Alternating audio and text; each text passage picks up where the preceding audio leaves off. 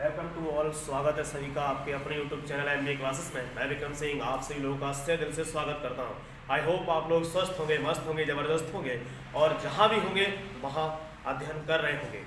और हम लोग अभी तक कल तक हम लोग पढ़ चुके थे कि वैद्युत विभव क्या है, वैद्युत विभव वैद्युत क्षेत्र के विषय में जान चुके थे, समविभव पृष्ठ। और उसी सीरीज में हम लोग जानेंगे कि अगर कोई वैद्युत द्विध्रुव है और वह किसी परावैद्युत माध्यम में रखा गया है तो उसके द्वारा वैद्युत द्विध्रुव की निरक्षीय रेखा पर अगर कोई बिंदु स्थित है तो उस पर वैद्युत विभव कितना होता है। आज हम लोग जानेंगे। ये आपका बहुत ही ज्यादा इंपॉर्टेंट क्वेश्चन बोर्ड एग्जाम में सबसे ज्यादा पूछा जाता है कि अगर कोई भी वैद्युत द्विध्रुव है वह निरक्षीय रेखा पर स्थित है तो उस पर वैद्युत विभव कितना होता है। देखेंगे हमारे पास जो वैद्युत द्विध्रुव है, सभी जानते हैं कि जो वैद्युत द्विध्रुव है वह किससे किससे मिलकर बना होता है।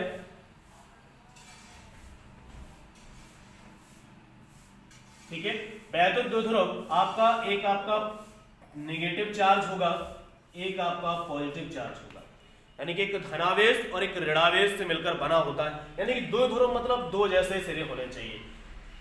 वैद्युत द्विध्रुव यानी कि आपका दो विपरीत सिरे, एक पॉजिटिव और एक नेगेटिव। मान लीजिए हमने माना ए और बी। ए बी कोई वैद्युत द्विध्रुव है और जिसकी जो द्विध्रुव है उसकी लंबाई कितनी होती है, 2 और L 2L लंबाई होती है। तो माना एक वैद्युत द्विध्रुव ए और बी है जो कि प्लस क्यू और माइनस क्यू कूलम आवेश से मिलकर बना है। हमें पूछा जा रहा है कि उसकी निरक्षीय रेखा पर स्थित किसी बिंदु पर वैद्युत विभव की गणना कीजिए। मान लीजिए माना इसका मध्य बिंदु यहां होगा, मध्य बिंदु, और मध्य बिंदु को हम लोग मान ले रहे O। मध्य बिंदु O है और इस मध्य बिंदु से स्मॉल r दूरी पर, मान लीजिए स्मॉल r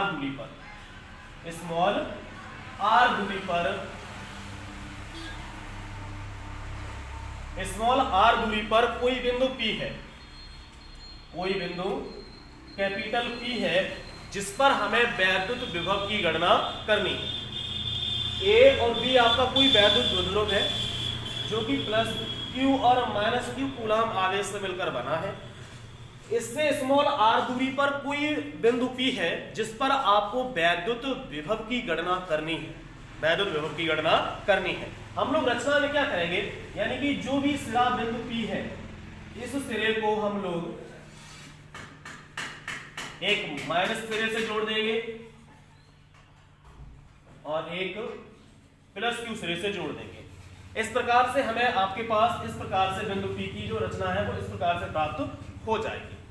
हमारे पास अगर हमें जैसे इसमें भाषा में लिखेंगे तो क्या लिखेंगे कि माना एक वैद्युत द्विध्रुव है, साथ साथ लिखेंगे कॉपी कलम के साथ में, माना एक वैद्युत द्विध्रुव है जो कि प्लस Q और माइनस Q कूलम आवेश से मिलकर बना है, माइनस Q और प्लस Q कूलम आवेश से मिलकर बना है और इसका मध्य बिंदु O है और O से स्मॉल r दूरी पे एक बिंदु P है जिस पर आपको वैद्युत विभव की गणना करनी है, हम लोग जानते हैं, जैसे मान लो हम जानते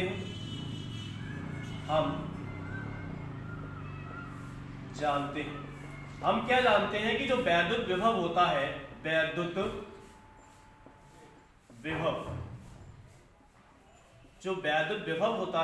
वो है V बराबर होता है 1/4 pi epsilon not Q upon R। जो वैद्युत विभव होता है वह V बराबर 1/4 pi epsilon 0 Q upon R होता है।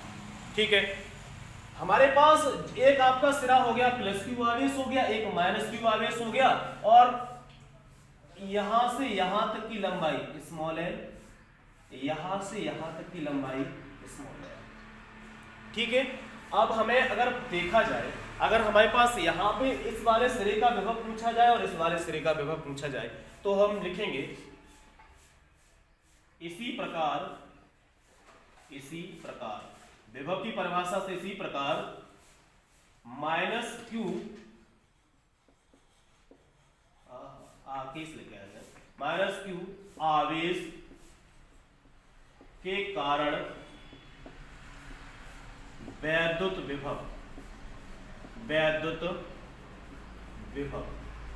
अगर माइनस क्यू आवेश के कारण V1 मान लिया हमने, V1 बराबर 1/4πε0 Q अपॉन माइनस क्यू, दूरी देखेंगे A और P हो जाएगा, और माइनस है तो यहां लगा देंगे माइनस, समीकरण नंबर 1। ऐसे ही प्लस क्यू आवेश के कारण प्लस क्यू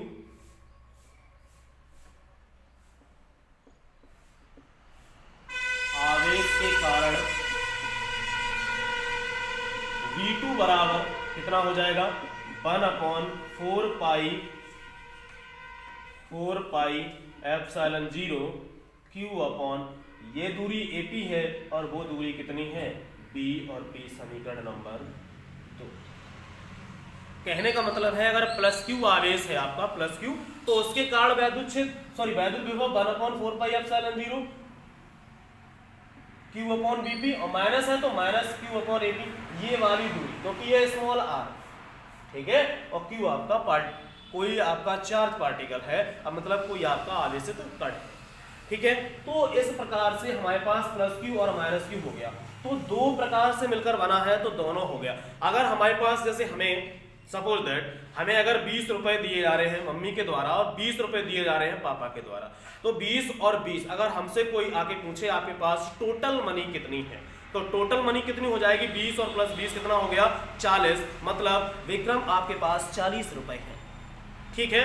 तो ऐसे ही आप जिस प्रकार से अगर दो बिंदु है, पहले बिंदु के कारण कुछ विभव है, दूसरे बिंदु के कारण कुछ विभव है, और फिर उसके बाद आपसे टोटल विभव पूछा जा रहा है कि टोटल विभव कितना है, तो दोनों को क्या करेंगे ऐड कर देंगे, दोनों को आपस में जोड़ देंगे, ठीक है।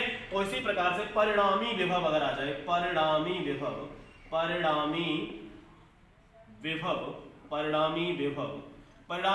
जो होता है V बराबर V1 प्लस V2, V बराबर V1 प्लस V2, आपके पास V निकालना है बराबर V1 आपके पास कितना निकल के आया 1/4πε0 इंटू Q अपॉन A और P, ये आपका माइनस का है, और प्लस में आपका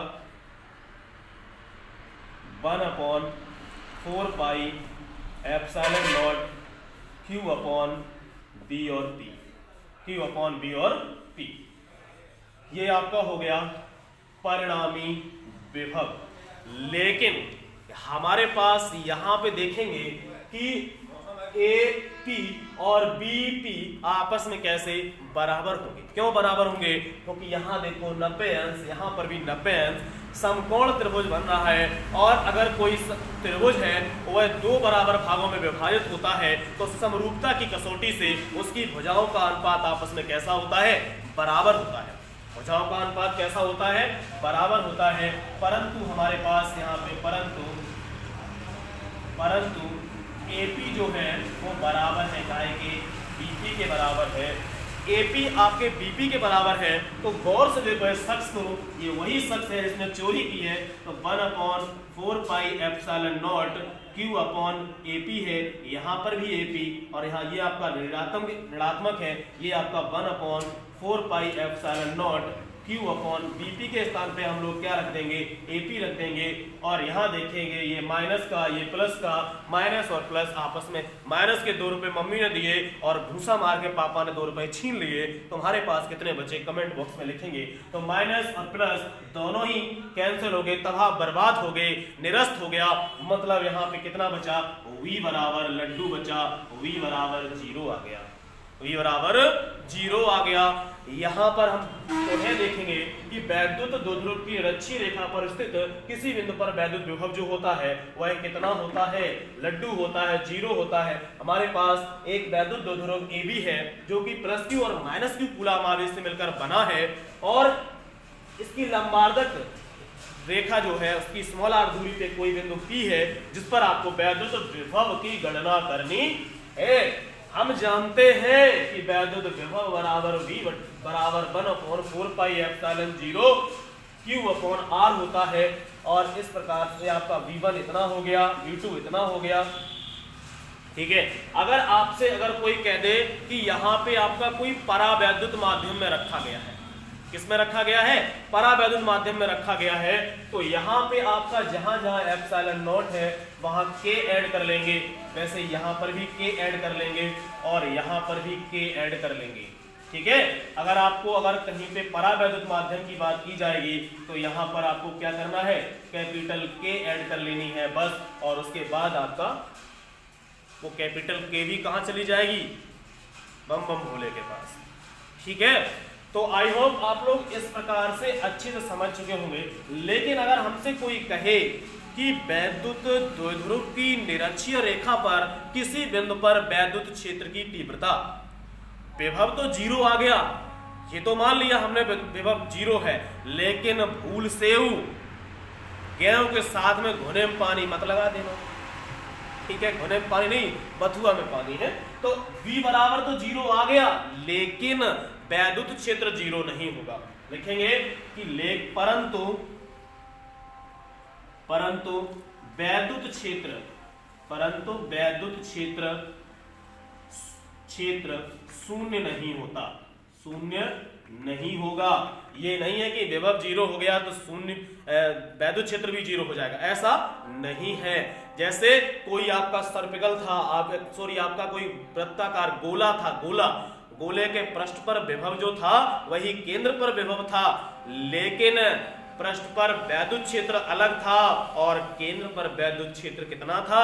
0 था। आप लोग आई होप अच्छे से नोट्स बनाकर पढ़ रहे होंगे, ठीक है।